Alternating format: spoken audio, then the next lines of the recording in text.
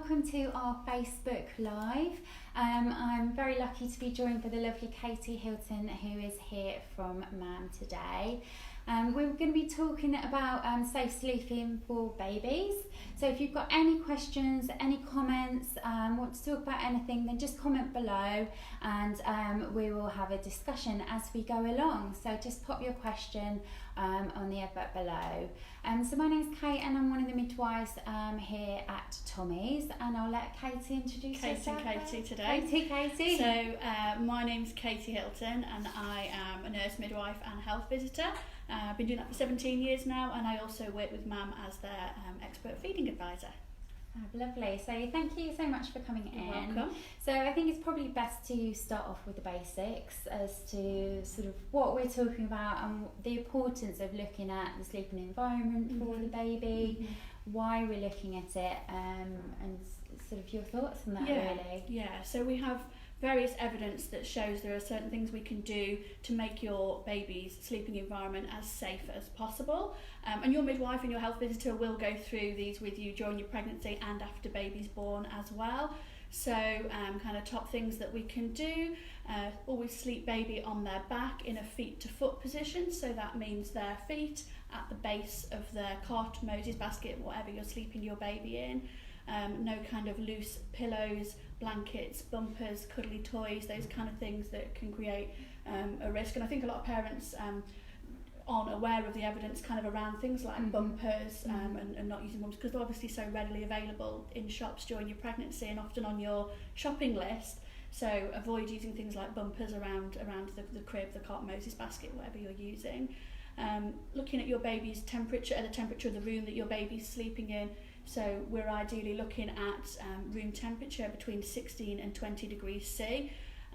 There are lots of really nice, lovely room temperature kind of thermometers that you can get, ones that kind of change colour and things like that to show that it's a safe kind of temperature for your baby. And just being aware, I think, of what your baby's sleeping in really. So kind of looking at what is the temperature in the room, and okay, if it's kind of too hot for baby, which may be in the summer months, what can I do to make my baby, sure my baby's at the right temperature and it's safe, so taking a layer off, those kind of things really. And I think a lot of parents are quite worried. I don't know, in my experience when I've gone into homes, that a lot of parents are like, oh, could I have the window open? They're sort of worried about having a draft and negotiating that as well. Very, very much. So if your baby is asleep in their crib, Moses basket, don't put them next to an open window or a fan or next to a radiator, for example, in the winter months as well. You know, I do think if it's kind of summertime and it's during the day and it's really warm and your baby's not directly underneath the window, then you can have the window open for a little bit of air in the room, particularly if it's claustrophobic and really hot, as it has been the last kind of few weeks. But I think it's also a bit of balance as well. Yes, you know, we definitely don't want to create any anxiety for parents, because I know sometimes, you know, the temperature obviously does change throughout the night. It depends with the seasons. At the moment, I can't even decide what to wear, so I wouldn't know with a baby. So, you know, we don't want parents to kind of be checking all through the night what is the temperature.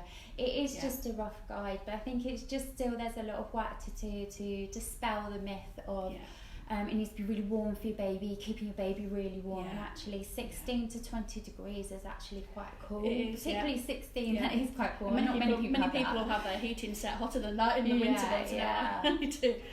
But you know, making sure that you know your baby doesn't need to have anything like a hat on when you're inside as well, because often we think that, oh my god, baby needs to be kept nice and warm and snug. They don't need to have a hat on when you're inside the home or when they're asleep either. And always just make sure that you lay your baby on a flat waterproof surface to sleep as well, and preferably a firm kind of mattress if you can get hold of that. And I think on the night of hats, I think when you have your baby and if you are in hospital in maternity unit, the first thing the midwife will do is put a hat on Skintoskin, keep the baby warm, and then they'll have a hat on when, you know, for the first sort of 24 hours or whatever in hospital, and then you sort of come home and then you're told, right, get the hat on, strip the baby off, keep them cool. So sometimes it's almost confusing, really, isn't it? Because it's almost like what we do when the baby's first born to keep them warm, because obviously they've been in that nice kind of warm environment inside your uterus, and suddenly they're out in this kind of bright world, and it, you know, feels totally different. And then obviously, like we say, when we go home, it's like, take that hat off, So yeah, and I think with thinking about the winter months coming up, when you're taking your baby out and wrapping them up and you've got them in the car seat, when you're bringing them back into the home, you know, it's really tempting. They look, you know, all cozy and all wrapped up, and you finally got them to sleep. And then it's really important just to try and just take off a couple of those layers, take the hat off, no matter how tempting it is to leave your little ones try not to leave them asleep in a car seat, even though you're getting 10 minutes of peace. Yeah, exactly. And on that note of sort of bringing a baby home, thinking about those babies that may have been in special care or in the neonatal unit or been prematurely, and completely understandably for parents that can be a time of really high anxiety. There's a lot going on within that family. You've probably have had a long journey before that. And you've been used to, you know, the support of always having somebody there when you've been in the hospital, haven't you? And someone to almost guide you, and suddenly it's like, you know, you've been planning for it for so long, that day when you're going to bring your baby home, and all of a sudden it's like, okay, what do we do now? And I can even say, as a midwife myself, bringing a baby home, and a low birth weight baby, a premature baby, it is really, really, you know, kind of nerve-wracking initially. But, you know, just things that you can do, obviously, when you first bring your baby home, if you're worried about putting baby down to sleep in their own sleeping environment, because obviously we've been surrounded by things like monitors and lots of nurses if you've been in the neonatal unit. So if you're putting them down in the safe sleeping environment, you know, there's things that you can do just to make sure that your baby's obviously, you know, 100% safe for sleeping. And you can use things like a movement monitor, and this is kind of from a personal perspective. I found bringing a low birth weight and a premature baby home just gives you that peace of mind.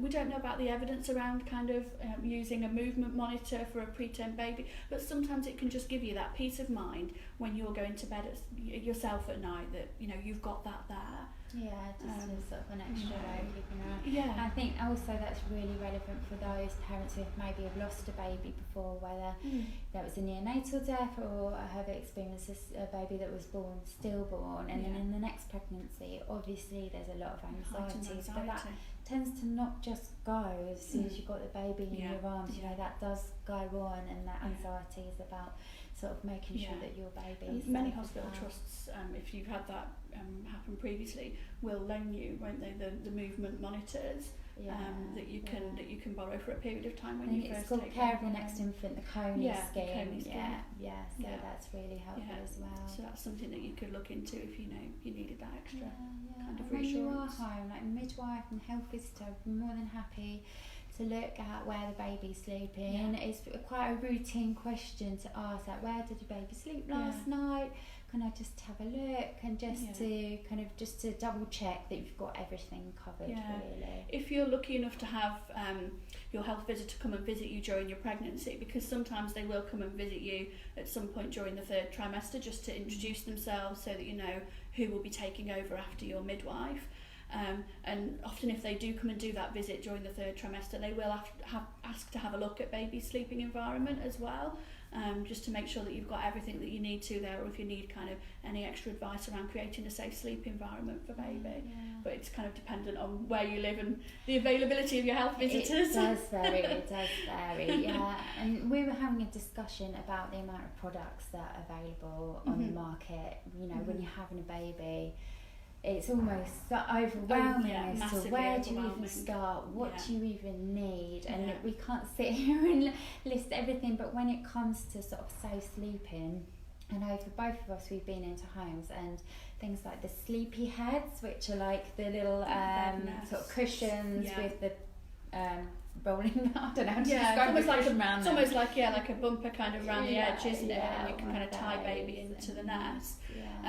You know, they seem to be very, very popular at the moment. I can't go to any events without seeing virtually every parent walk around with a Sleepyhead, and it is a question that we get asked about quite a lot. You know, is there a safe sleep environment for my baby?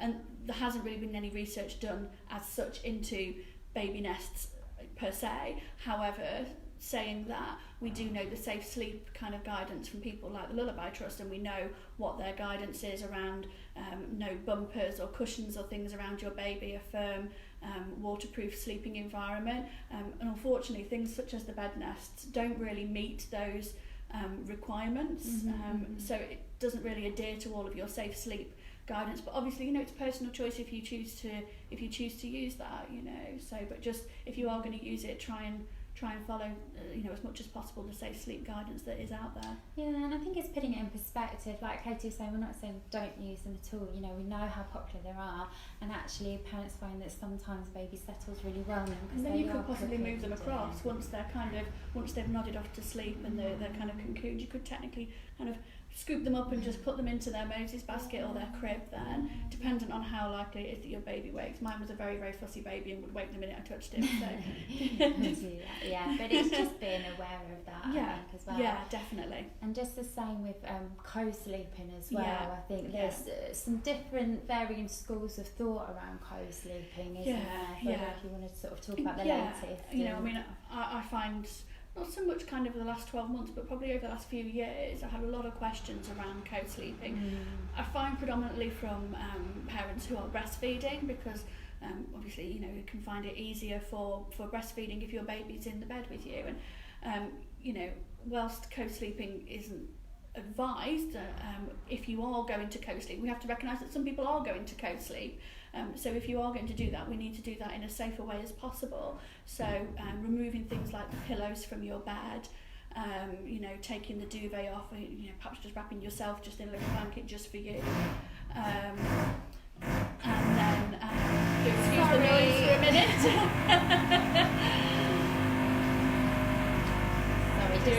Just for a minute. We'll just have to shout it. We'll shout loud. That was unforeseen Men at work.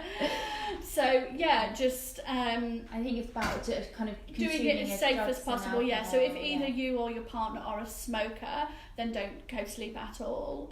If you've been drinking or obviously consumed kind of any substances or any medications that might make you very, very sleepy, then obviously don't co-sleep. I mean, there are some kind of cribs out there now, the bedside cribs that you can attach onto the side of the bed there, so it can be kind of like a mix between the two there, really, where you can, you know, get easy access to your baby.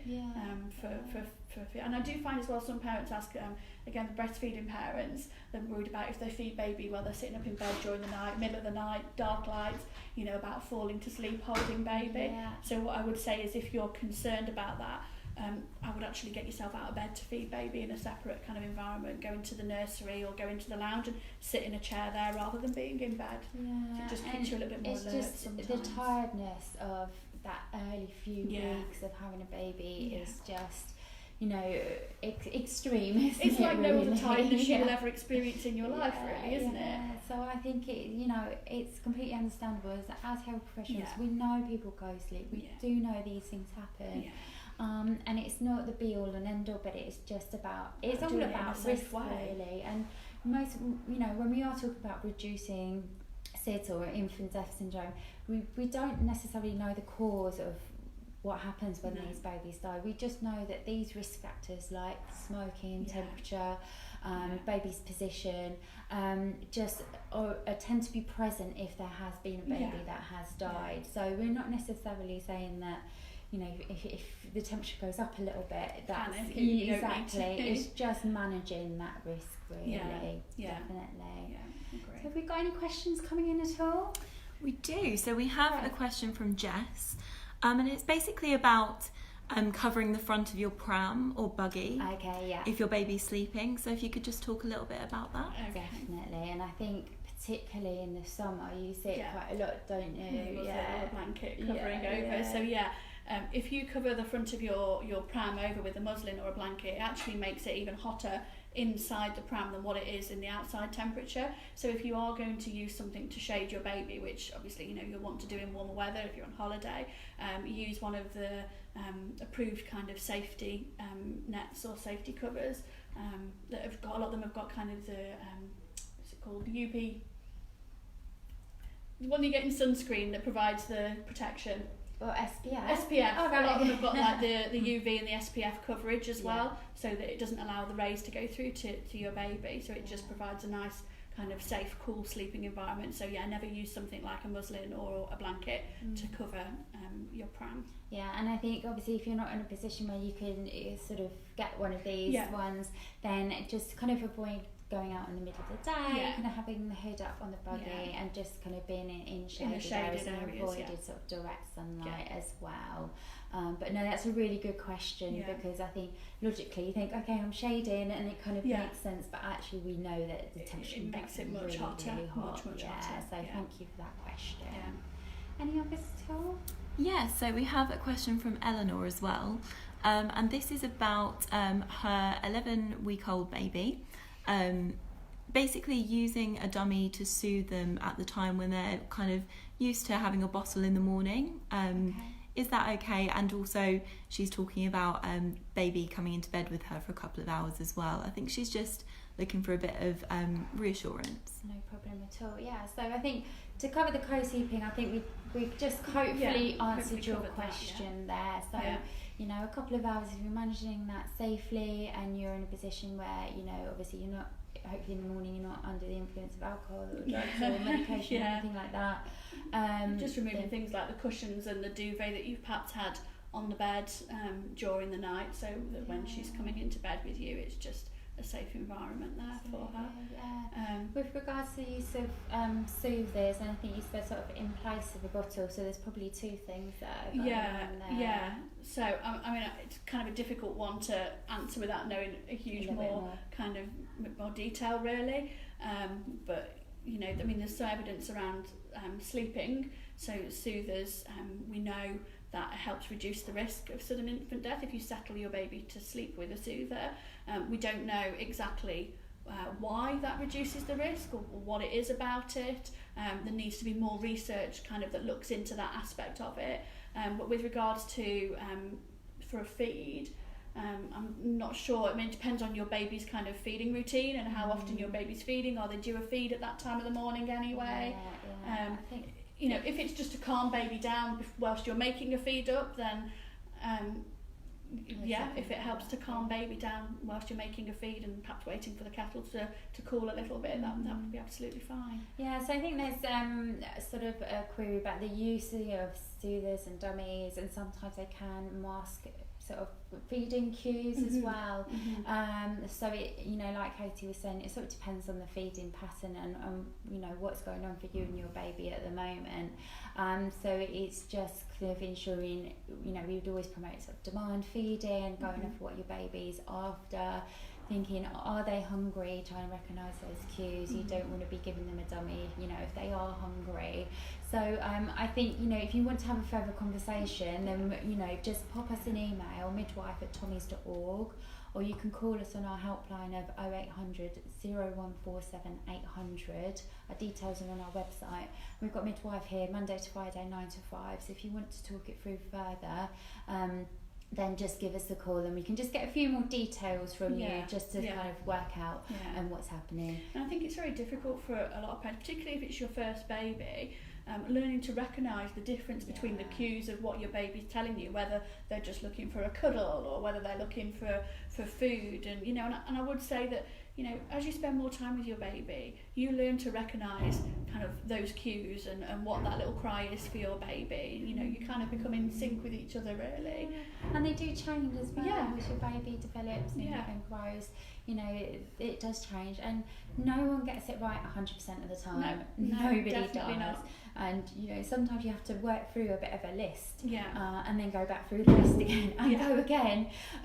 So, you know, don't feel pressure that you might have missed a feed. You know, your baby will let you know if they're hungry. Definitely. And, you know, and also you've got the support of your health visitor at 11 weeks old. Normally there's like either a duty health visitor or some way of contacting your health visitor. You'll be able to ring them, and there'll be a baby clinic once a week as well at your GP surgery that you can go along to and have a chat with your health visitor if you need to. Yeah, exactly. So keep going. Yes. 11 weeks, hopefully things are settling a little bit to get more. into a bit more of a kind of daily kind of routine, a little bit of what's going to be going on. Yeah, exactly. Any other questions, Ellen?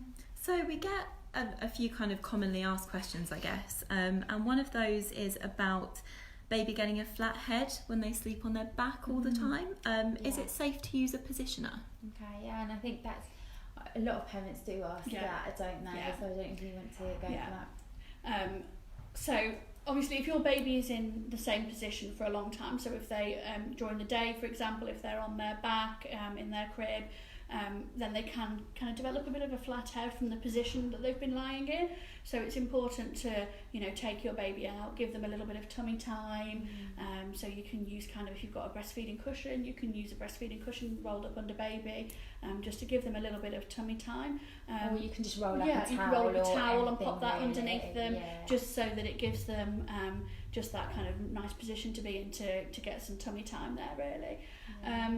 So, I mean, the head positioners, I mean, there are some doctors who will kind of advise on head positioners, aren't there, really? But hopefully not many, though. Well, but, you know, if you've got a baby who's got really severe...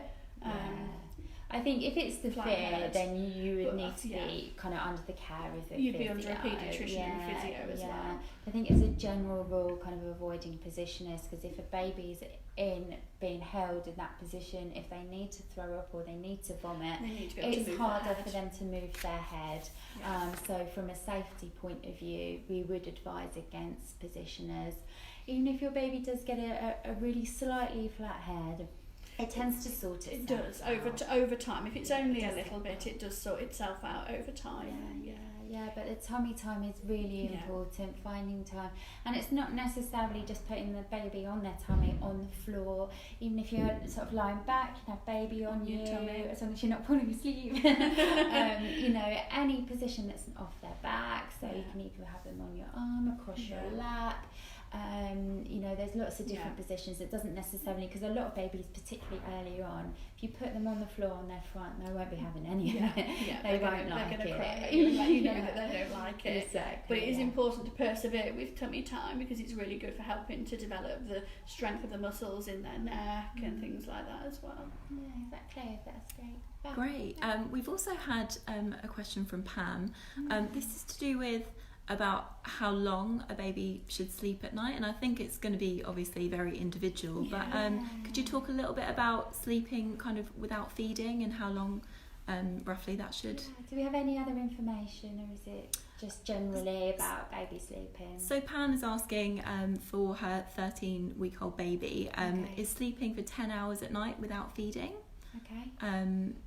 Could you talk a bit about that? Yeah, no problem at all, So I think, you know, like Helena was just saying, she's behind the camera, it's Helena. You know, every baby is different, and I know it's a huge cliche, but it is really true. You'll get some that do sleep longer from earlier on, and some that just take a lot longer to find themselves in a bit of a pattern. I think routine is quite often a word that it sounds like it's very structured and it's almost like an expectation. But you know, babies do develop, and sometimes they'll get themselves into a bit of a pattern, and then things will change. And I'm thinking, this baby's 13 weeks old, you're looking at 3 or 4 months, sleep pattern changes, possibly a sleep regression. So it does change. So I think, you know, if this baby has slept for 10 hours, if they are feeding well in the day, gaining weight well, if you're seeing your health visitor and you know your baby's gaining weight well, you know, then I wouldn't. Yeah, absolutely. And I think, you know, the chances are they're probably not going to do that for a long time, so make the most of it. Well, make the most of it. Get yourself to bed early and get that sleep in yourself. Absolutely. I mean, obviously, if you've got any other concerns, if there's any medical conditions or anything else going on, then I would speak to your GP and your health visitor. But, so, you know, some babies will go to sleep for a long stretch.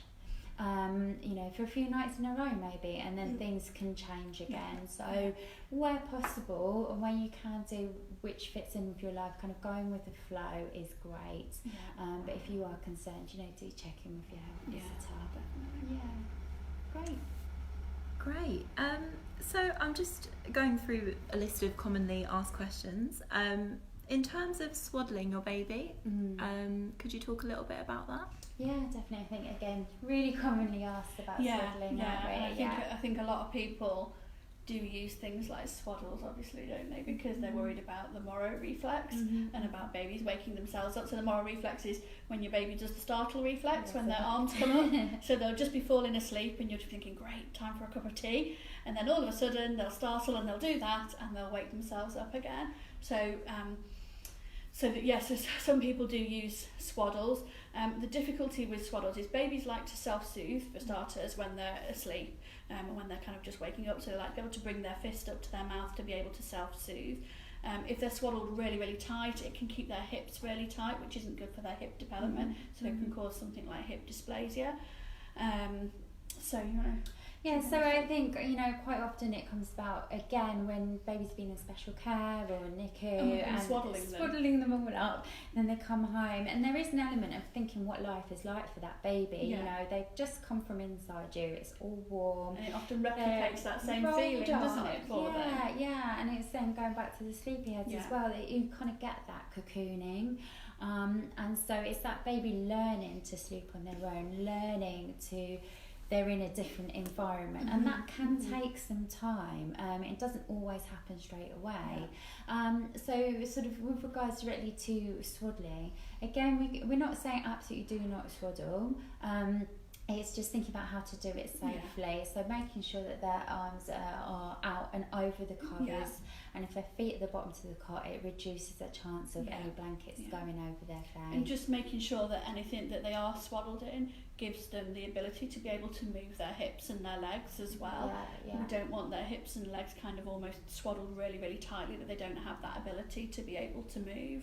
And I think, you know, kind of with slings and baby carriers and that, most of them are pretty good, and that it does give room for the babies to be able to move their sort of legs and use their hips and things like that. But again, prolonged use, you don't want to be doing it for a long period of time.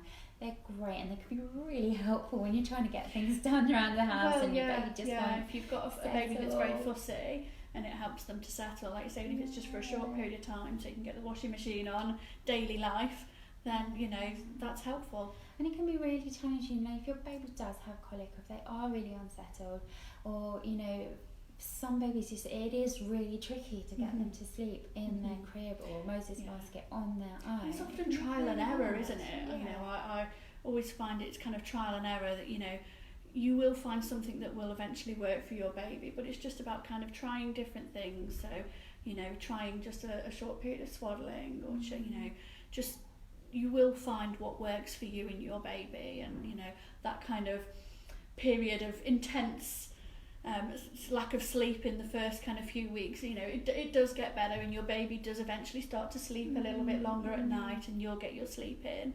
So I think it's just kind of coming to terms with your routine yourself does change. I think a lot of us are so used to working, you know, 9 to 5, Monday to Friday, kind of having quite a set routine, or you might have older children and they've got their routine, and to then sort of let go of that structure and actually being awake at night, allowing yourself to nap in the day.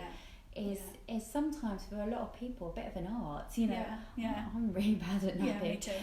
You know, some people love a nap, and that's great, but other people are actually, and it's like a bit of sense of guilt. It's like, we've got washing to do, washing up to do, we've got to tidy the house. I always tell everybody, don't worry about housework that needs doing, don't worry about guests coming round to visit, and if you've got guests coming round to visit and there is housework need doing, show them where the Hoover is, show them where the washing machine is, and put them to work. Definitely, and it's just important to check in with your mental health and your well-being, which underpins, you know, almost everything really. You know, if you're feeling very stressed, very anxious, you might be feeling a bit low, thinking this is not how I thought it was going to be.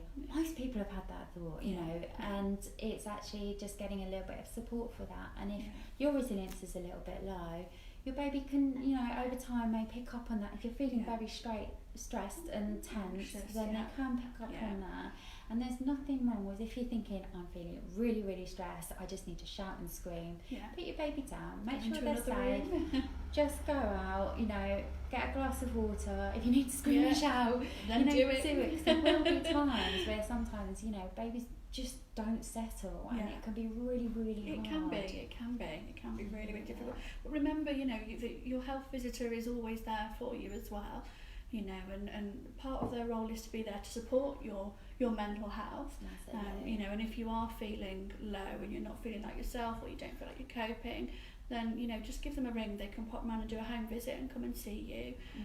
You know, they can do a couple of listening visits where they can come and see you at home, and just offer that extra little bit of support. And, you know, generally it's kind of when your partner's gone back to work and suddenly, you know, as a mum, you're at home by yourself with a newborn baby.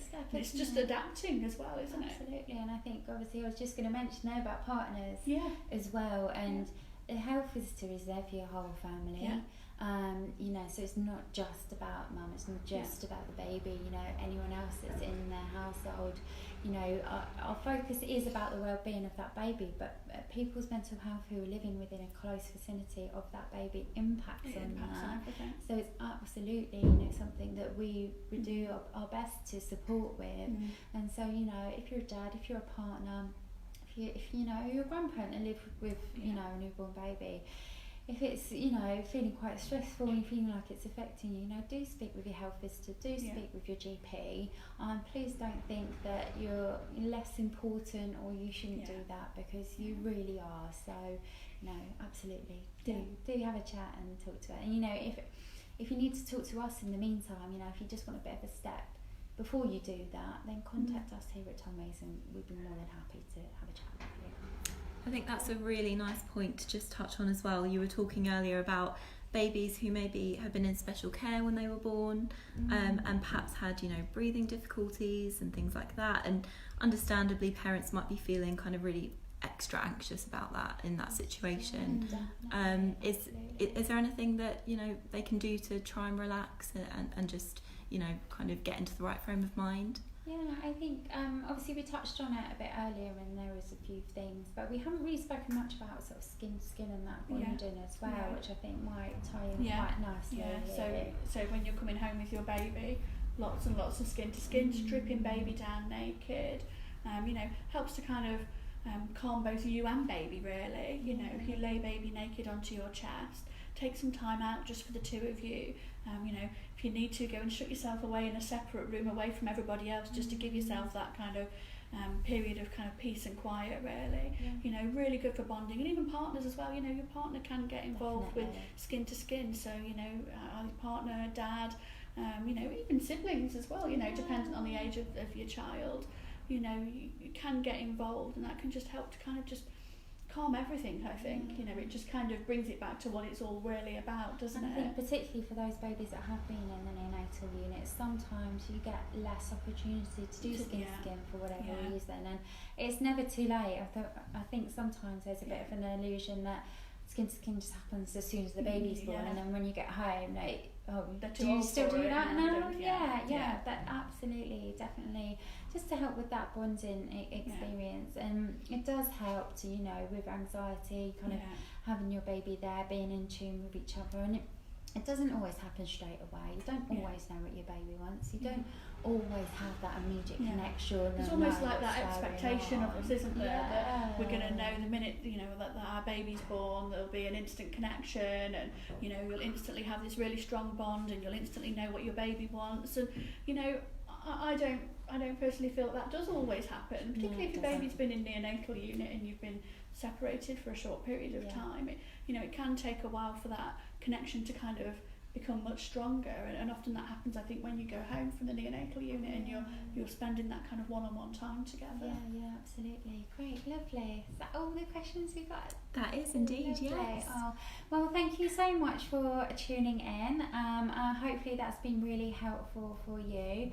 If you've got any other queries, I will just mention the Lullaby Trust, who they're kind of really specialists in self-sleeping support. They've got loads of great information on their website, and also have a support line as well. Of course, we're here at Tommy's as well, Monday to Friday, 9 to 5. We're all midwives, so do just pick up the phone or drop us a line. Our details are on our website.